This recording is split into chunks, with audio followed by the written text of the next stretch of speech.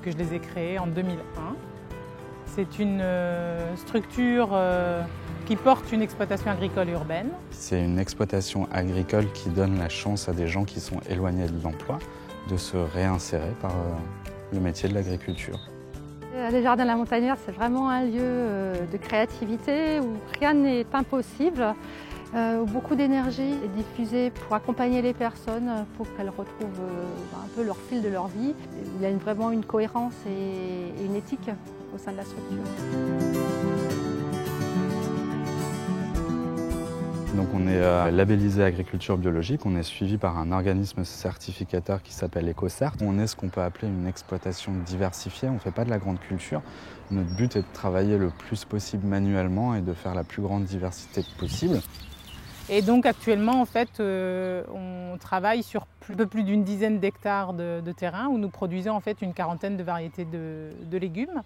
Ils sont effectivement destinés non seulement à des paniers pour nos adhérents, les fidèles de notre association, les sympathisants, mais qui sont aussi destinés à notre point de vente direct à la ferme, et puis destinés aussi aux grossistes, aux restaurateurs, principalement des étoilés, à des crèches, et puis à nos manifestations, puisqu'on en a quelques-unes, dans lesquelles en fait on va proposer nos produits qui seront du coup transformés effectivement pour être mangés sous forme de buffet.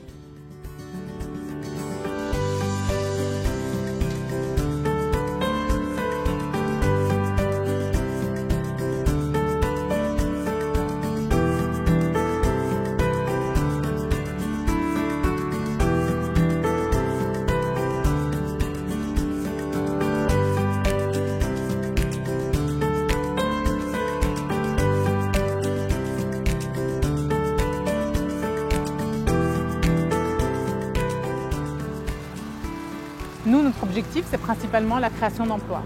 Le développement de l'emploi, la création de l'emploi, le développement de la compétence, la progression des gens, l'accompagnement des gens. Donc notre projet, c'est vraiment ça. Le carbone, c'est quoi? Pas le carbone. Non, l'azote. On n'est que sur de l'azote. En fait, c'est ça qui permet aux racines... La spécificité, je pense que c'est partir du fait d'avoir les mains dans le cambouis, les mains dans la terre, et puis en même temps de tous les jours innover, tous les jours réfléchir, tous les jours remettre en question ce qu'on a fait, la manière dont on l'a fait, et surtout comment est-ce qu'on peut s'ouvrir à d'autres choses, mais tout en restant effectivement professionnel, en développant les compétences et en imaginant une vraie progression de la structure. Actuellement, je travaille au développement d'un nouveau projet qui s'appelle Yacta, qui est un projet de développement de plantes à parfum aromatiques et médicinales que nous allons sécher, que nous allons distiller pour en faire des tisanes, des hydrolats, des préparations alimentaires.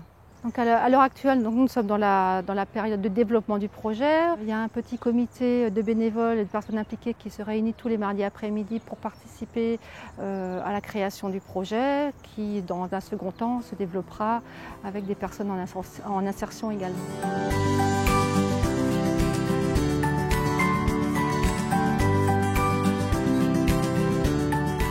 En 2001, il n'y avait pas de bio, personne n'y pensait.